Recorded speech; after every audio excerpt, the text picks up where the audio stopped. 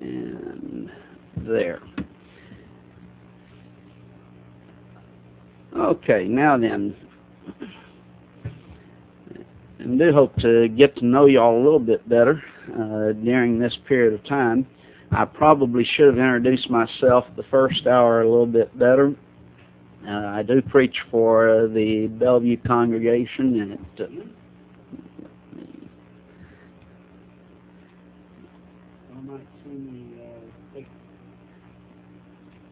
I preach for the Bellevue congregation in Pensacola, Florida. I've been here for about 9.5 years or so, and direct the lectureship that is here.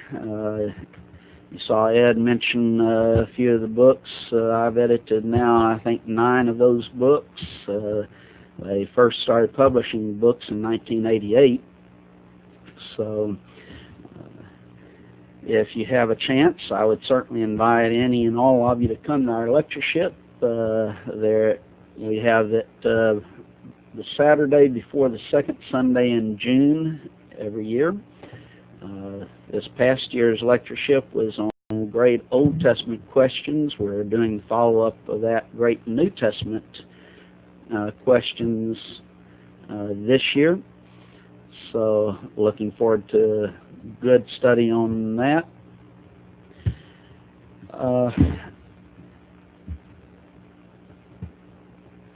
Let's see, I have been preaching since I should say none of your business, but I started preaching full-time after I got out of college in 1976. And I went to Harding College, and so I've been preaching since then.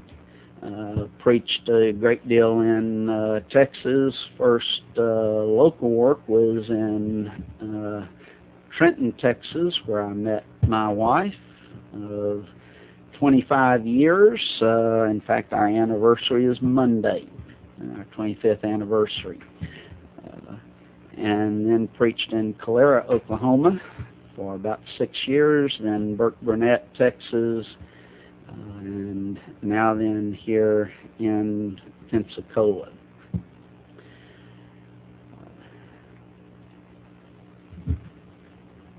And if there's anything else that y'all would like to ask me, feel free to. I am about 50 years old. Did not attend a preacher training school, and wish I had. It would have been a lot easier to prepare for classes and such, to have the material. That is a wonderful opportunity that people have. But I kind of have to dig it out as well.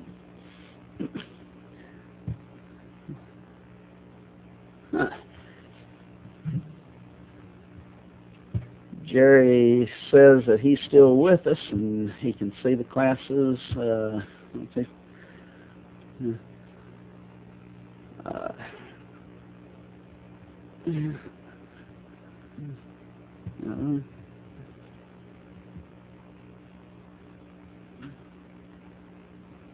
Okay, so Jerry Jones is saying he is taking the class also for credit. I'm not sure what I can do to help you about the EPOC program, Jerry, but you might talk to Ted Thrasher on that. He's the expert on this, and he's in the class, so he'll be hearing this. And that way maybe he can help you out. I just don't know what to say about it.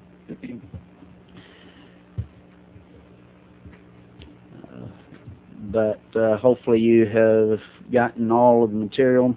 Might ask and make sure if everyone has, if you don't have the material as far as the what you need in relationship to the additional books to read, you can email me and we can see about getting them.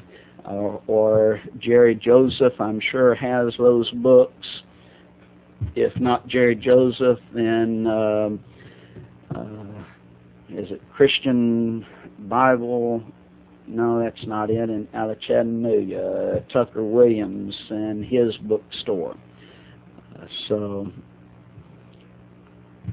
No, Joe, you do not need to state that. I basically have the 5 of you are taking it for credit, being Howard Fawcett, Edward Dunlap, Joseph McClure, Lance Guest, and Jerry Jones. As I can see all of you who are in EPOP, and so as long as you're in the EPOP, then I know that you're in here. If you're going to be gone or will be absent, you will need to make up the class. I'm not sure if Brother Bright has a specific rule as to excused absences or not. If there is, then you will need to check with him to get an excused absence, but otherwise just expect you to make it up prior to the next class period, and any work that would be involved in that would also need to be done. But no, you don't need to sign in as far as class is concerned each hour. Say I can see you in the EPOP program. If you cannot get in the EPOP program, as Jerry is having trouble getting into the EPOP program, then do a message to me to let me know that you are at least present and that you are here, and that way we can keep things straight along that line.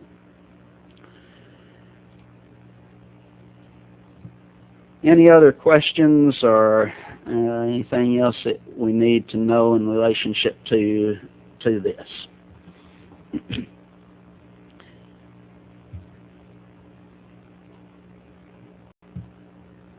Okay, I will check with Tom Bright, and apparently y'all will need to check with Tom Bright on being absent as well. And Ron, is that you have to get permission from him for it to be excused, or because you're an old hat at this and I'm new, so is that the way it works, or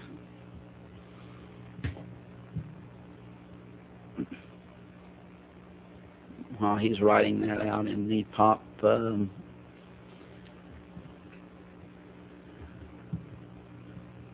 and for those who might listen to it afterwards, and since Jerry is not in the EPOP, you need to check with Tom Bright on being absent from class.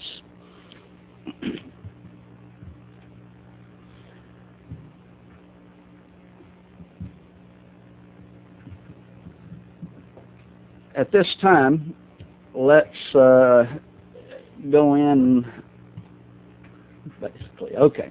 Let's go into looking at Joshua itself. We're still introductory material, but more dealing with the book itself now. First, let's look at the name of the book itself. Of course, it bears the name of its principal character, who is Joshua. He is, according to Numbers 13 and verse 8, the son of Nun. That's N-U-N, Nun, not N-O-N-E. Although sometimes there is that joke that is set forth about who's the son of Nun, and the answer, of course, is that is Joshua. But he is mentioned as Oshea in Numbers 13:8 as being the son of Nun. This is as they were fixing to go in to spy out the land. And then in Joshua 1 and verse 1, it says, "Now after the death of Moses, the servant of the Lord, it came to pass that the Lord spake unto Joshua, the son of Nun, Moses' minister, saying." So he was first the son of Nun. The first mention of Joshua is actually in the book of Exodus, as far as the arrangement of the Bible is concerned, but that would be in Exodus, the 24th chapter, and in verse 13 there, where it says, "And Moses rose up, and his minister Joshua. And Moses went into the mount of God." So here he is described as the minister of Moses. Minister, very simply, is a servant or someone who serves or ministers to another individual. Joshua was serving. He was ministering to the needs of Moses. He is also referred to that in Exodus, the 32nd chapter, and in verse 17, that when Joshua heard the noise of the people as they shouted, he said unto Moses, "There is noise of war in the camp." So he was serving him. And in chapter 33 of Exodus, he's mentioned in verse 11, where it says, "The Lord spake unto Moses face to face, as a man speaketh unto his friend." And that was, of course, the phone. My wife is going to answer the phone for me this hour, so if it rings, just ignore it, like I'm going to. But the Lord spake unto Moses face to face, as a man speaketh unto his friend. And he turned again into the camp, and his servant Joshua, the son of Nun, a young man, departed not out of the tabernacle. And then in Numbers, the 11th chapter, and in verse 28, he again is referred to in that way when it says, "And Joshua the son of Nun, the servant of Moses, one of his young men, answered and said, My Lord Moses forbid them." So Joshua was a servant of Moses, and what a great commentary in relationship to man as to being a servant of others. We would remember, of course, that Jesus came not to be ministered unto, but to minister. He was a servant to others, and we should be known for that as well. Joshua was sent one of the 12 spies to spy out the land. Numbers, the 13th chapter, we said in verse 8, he is mentioned there as being the son of Nun, he being of the tribe of Ephraim. He was one of those 12 spies who went to spy out the land. Also, verse 16, it says there about, these are the names of the men which Moses sent to spy out the land. And Moses called Oshea, the son of Nun, the tape ended. I'm sorry about that. The son of Nun, Joshua. So here he's being called as Joshua. Moses also spent time encouraging him. And this might be a good lesson for older men in spending time with younger men, to encourage them as Moses did Joshua, so that he would be better prepared to go in and to take over the people and to fulfill God's will and the doing of that. Notice Deuteronomy chapter 1 and verse 38, where it says, "But Joshua the son of Nun, which standeth before thee, he shall go in thither. Encourage him, for he shall cause Israel to inherit it." So there God encouraging Moses, you encourage Joshua, because he's going to be the one who's going to take over for you. He's going to take the people of Israel in to inherit the land. Also, Deuteronomy, the 3rd chapter, and verse 21, it states, "And I commanded Joshua at that time, saying, Thine eyes have seen all that the Lord your God hath done unto these two kings, so shall the Lord do unto all the kingdoms which thou passeth. Ye shall not fear them, for the Lord your God, he shall fight for you. Here's Joshua again encouraging Moses. Well, Jerry finally made it in. I'm glad to see that, Jerry. And Ron, thanks for helping him out in that. But here's God and Moses encouraging Joshua as he's going to be taking over the people of Israel to go into the land, and that encouragement is so necessary and needed in our society and among Christians today. We should be encouragers of others and not discouraging them. No doubt Joshua, as he was young, needed this type of encouragement, and we all do, because one of Satan's great tools that he will use is that of discouragement. So we need to be encouraging others.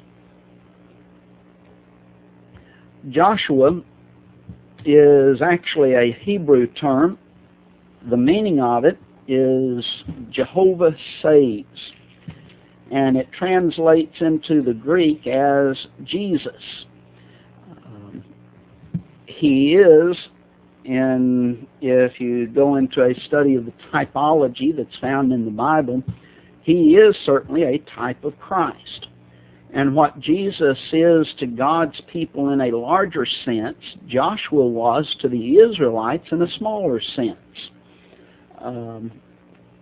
In Hebrews, I was thinking Hebrews, and so said that, but in reality meant Acts, the 7th chapter, and verse 45. It speaks of this idea, which also our fathers that came after brought in with Jesus into possession of the Gentiles. And God drave out before the face of our fathers into the days of David.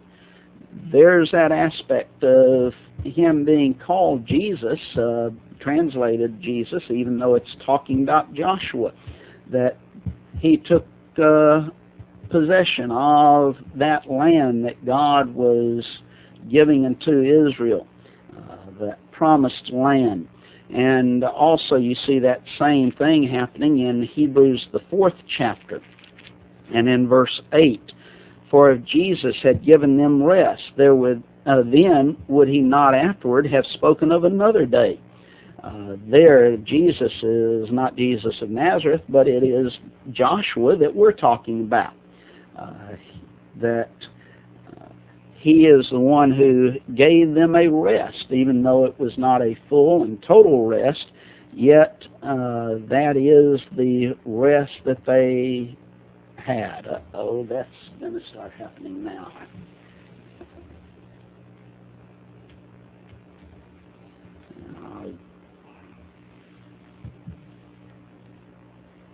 Let me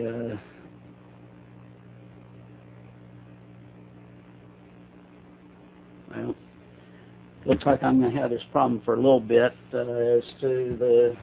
because the tape ended, and I didn't put in new tape. I should have done that. I didn't realize the tape was that short. So hopefully we can kind of work around it until next week, when I'll have 2 tapes ready and be able to keep it going. But here we have another rest being spoken of. That rest is heaven's rest. The land of Canaan, that promised land and that promised rest, was not the end all. There was a greater rest, another rest for the people of God, and that would be, of course, heaven's rest. So there's a little bit of an introduction to Joshua himself. The place of the book, as we're looking at Joshua, it records the period of conquest. If you go into the Old Testament and divide the Old Testament up into different periods, you will see in reality that there are several periods of Old Testament history. And in the EPOP, I'm going to put in a sermon outline that I have. It's on our website. It's Old Testament history, if you just look at the sermons, and it deals a little bit more with these periods, and we'll go over them very briefly here in class, but in the sermon outline page, it's going to give you the major personalities of each one, as well as each period, as well as the major events that took place, and a couple of lessons in relationship to each period. It was a sermon that I preached here over, I think, around 10 or 11 weeks here. So, but as you go through, you start out with the antediluvian period. That is a period which began at creation. And then the word diluvian actually means flood, and so it covers that period from creation to the flood. It is covered by Genesis chapters 1 through 8. If you listen to others, some of them might divide it up a little bit differently than what I'm dividing it up here, or else the passages that they use might be a little bit more specific. I'm giving more from a general standpoint in relationship to those passages, so please understand that as go through this.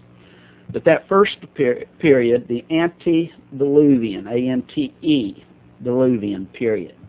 Second period would be the post-diluvian. Ante means before, post means after, and then diluvian, flood. So the antediluvian, that period before the flood, creation of the flood. Post-diluvian is that period that is after the flood. It deals specifically with the period of the flood to the call of Abraham, covered in Genesis chapters 8 through chapter 11. The next period is the patriarchal period. It deals with the patriarchs of Israel, basically beginning at the call of Abraham in Genesis the 12th chapter till the going down into Egypt in Genesis chapter 50. So Genesis 12 through 50, that patriarchal period. The next period is the period of bondage. In this period, it is that period in which they go down into Egypt. They are in Egyptian bondage until they come up out of Egypt, and thus the Exodus from Egypt. It is covered by Exodus chapters 1 through chapter 14, the period of bondage. Next, you have the period of wilderness wanderings. This begins at the Exodus from Egypt,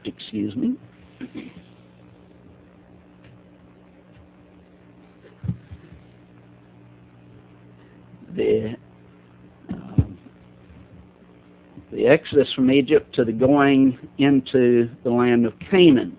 It is covered in Exodus chapters 15 through the end of the book, chapter 40, Leviticus, Numbers, and Deuteronomy.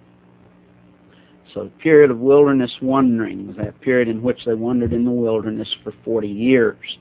Next comes the period of conquest. This is covered by the book of Joshua, the book that we're dealing with this week, or in this study. It begins from the crossing of the Jordan to the death of Joshua. And some individuals want to try to delineate that a little bit more and say it's dealing not till the death of Joshua, just to the time in which they conquer the land. Because a lot of Joshua is dealing with the dividing of the land and things such as that. But in mine, I'm just, from a general standpoint, to the death of Joshua. Next comes the period of the judges. This begins at the death of Joshua, and it continues on to the anointing of Saul as king. And The second part of our study will deal with a great deal of this period of time, the book of Judges, then also the book of Ruth is in this, and 1 Samuel chapters 1 through chapter 10. After that, you have the United Kingdom, that period of the United Kingdom, in which you have the three kings, and all of the kingdom is united, Saul, David, and Solomon. It is thus the anointing of Saul as king to the death of Solomon is that period of time. It is covered in 1 Samuel chapters 11 through the end of 1 Samuel, 2 Samuel, then 1 Kings chapters 1 through 11, 1 Chronicles, and 2 Chronicles chapters 1 through 9. Next comes that period of divided kingdom. At the death of Solomon, the kingdom is divided, and thus divided kingdom. It starts with the death of Solomon and continues on to the fall of Samaria. It is covered in the books 1 Kings 12 through 22, 2 Kings 1 through 17, it says 666 on my forehead. Okay.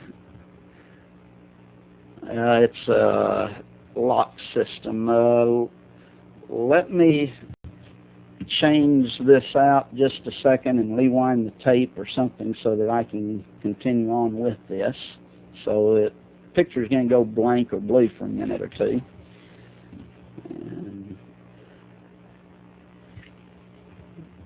But in this period of divided kingdom, 1 Kings 12 through 22, 2 Kings 1 through 17, then the books of Hosea, Joel, Amos, Jonah, and then parts of Isaiah and Micah.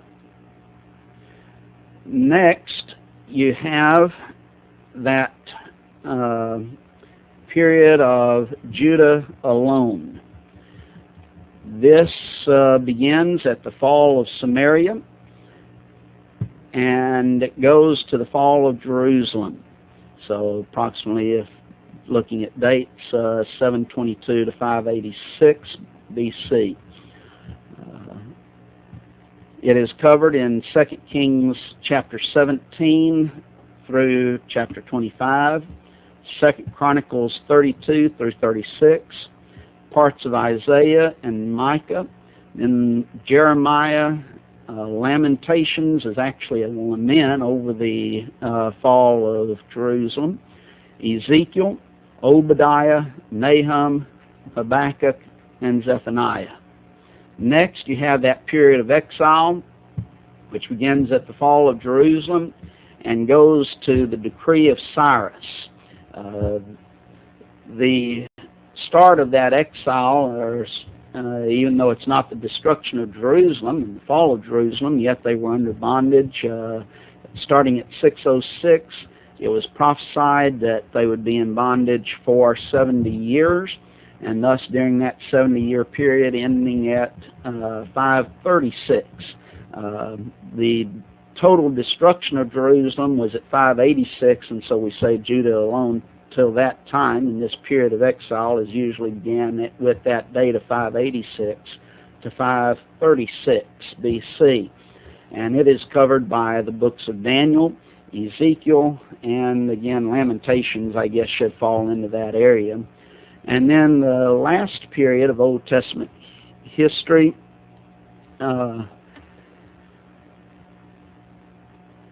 Joe, that's a good question as to how many years is the period of bondage. It is approximately, I think, around 400 years. Usher gives a date of 215 years of time in Egypt in that period of bondage. And if you're not familiar, Usher that's Bishop Usher. He was a bishop of the Roman Catholic Church who did a study of chronology. His dates, even though a little bit outdated, they are still recognized as the standard as far as time is concerned. But that would be the time that he would give. Last period of Old Testament history would be the period of restoration. That begins at the decree of yes, my diagram does say 215 years. I think I changed. That's why I changed it to 215 or thereabouts. And that would be close to the time in which they were in Egypt, though. The period of restoration, the last period of Old Testament history, would be the decree of Cyrus to the end of Malachi. Approximately from 586 to around 400. I'll get with that in just a minute as to the 430 years that you're probably thinking. The period of restoration would be covered by Ezra, Nehemiah, Esther, Haggai, Zechariah, and Malachi, and then a part of Daniel would be in that as well.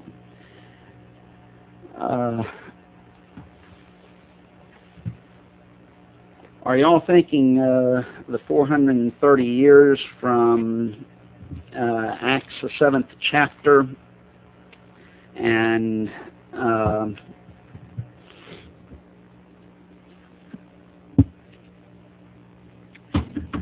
what is stated there in Acts 7th chapter regarding there, I'll try and get this back now and that there's 430 years.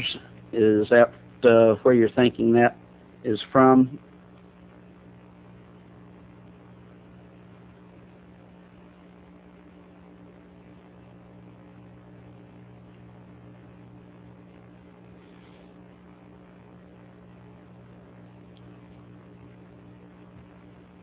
I was looking for that in Acts 7th chapter, and I don't see it just offhand.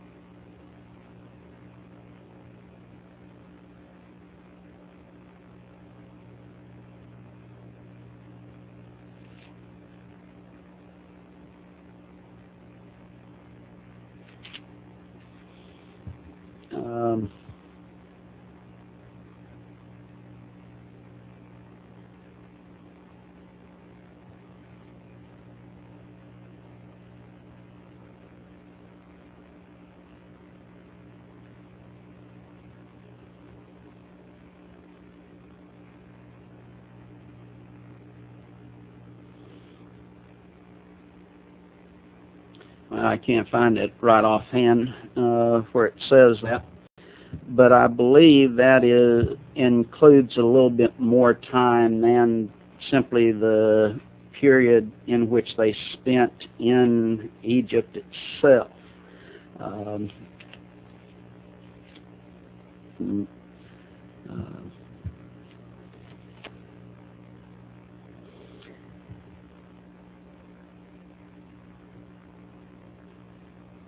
If you have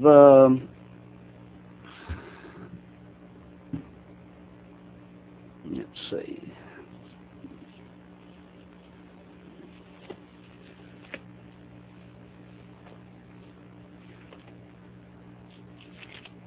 what verse is that? Do you see it offhand?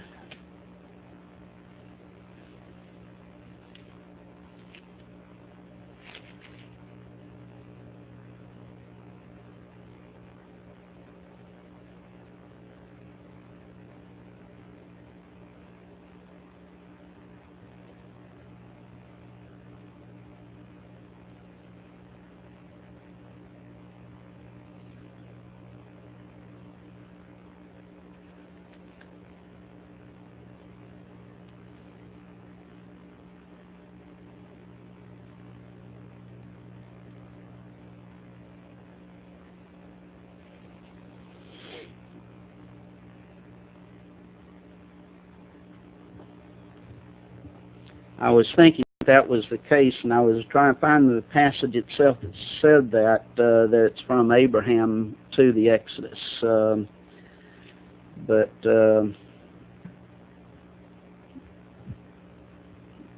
I don't see the verse that says the 430 years right now.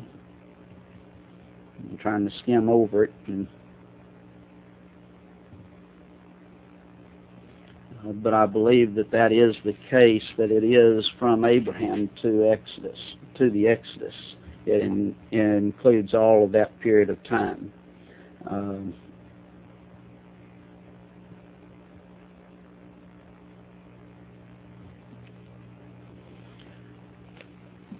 But I think that's the explanation of that, and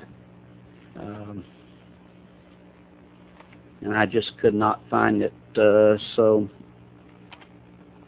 right offhand, but I do believe it deals with that entirety of the period, not just the time in which they were in captivity. After going through these periods,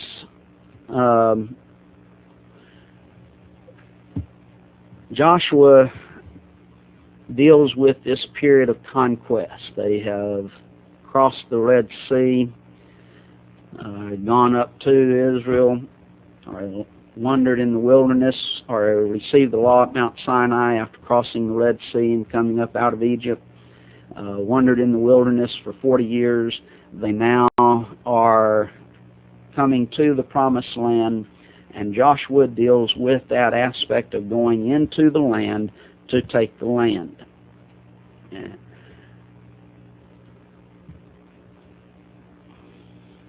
7:6. Okay.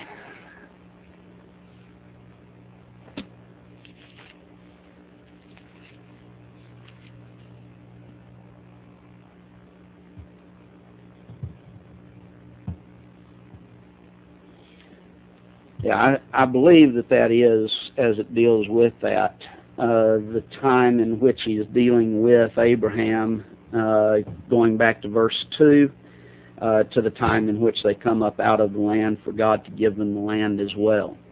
And not that it does not deal just with that period of bondage. I think that's the explanation of that. As we look at the book of Joshua and its location in the Bible, or in the Old Testament itself, in our present day arrangement, it is within the first book of the books of history. Our present day arrangement is that it's the book of law, which deals with the first 5 books of the Old Testament, Genesis through Deuteronomy. Then you have the books of history. There's 12 books of history, Joshua being the first of those. Then we have 5 books of poetry. And then we have the books of prophets.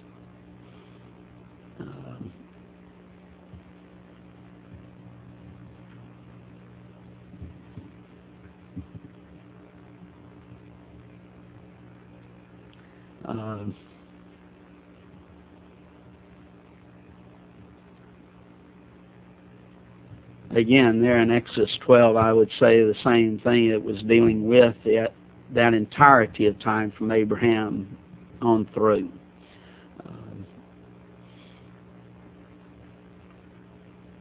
But then we have the prophets. There's 17 books of prophets. They're generally classified under major prophets, which is 5 books, and then minor prophets, which have 12 books.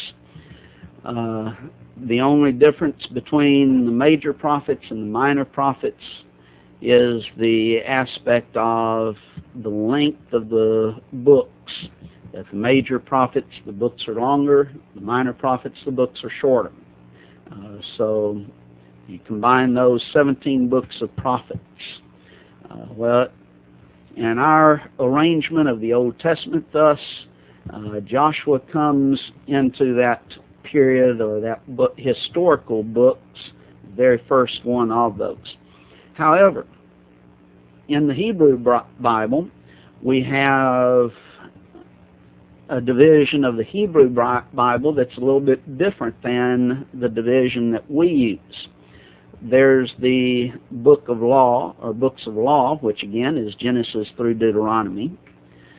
Then there are the prophets. Those prophets are divided into two sections, the former prophets and the latter prophets. The former prophets deal with the books of Joshua, Judges, Samuel, and Kings.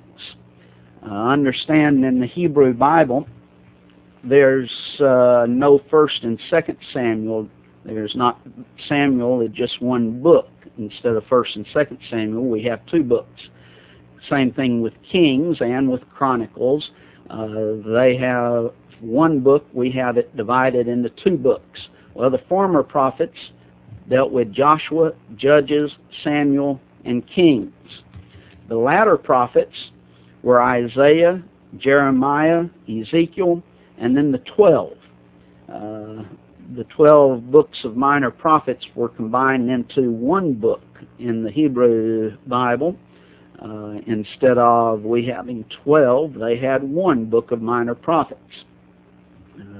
Thus their arrangement is a little bit different.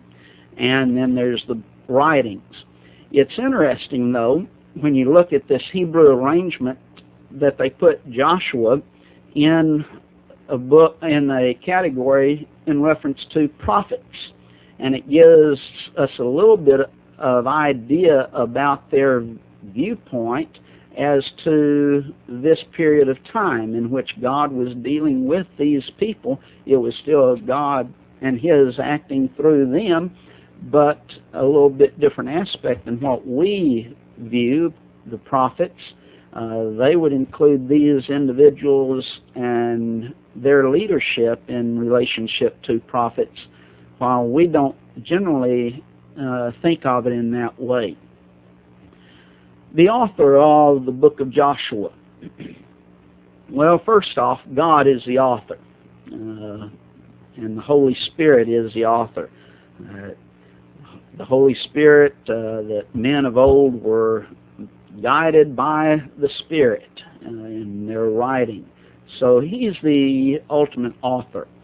But as we're looking at it as far as human authorship, or maybe we should put it as penmanship, who penned the book, well, scholarship is divided on this subject. Some say Joshua, others say Phineas, that's P-H-I-N-E-H-A-S. Others would state Eleazar, E-L-E-A-Z-A-R.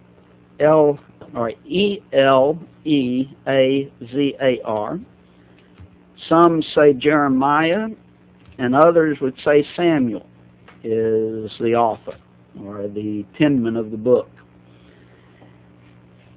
As far as I'm concerned, it's reasonable to conclude that Joshua is the penman of the book. Generally, Jewish tradition agrees Joshua is the author. He's the penman.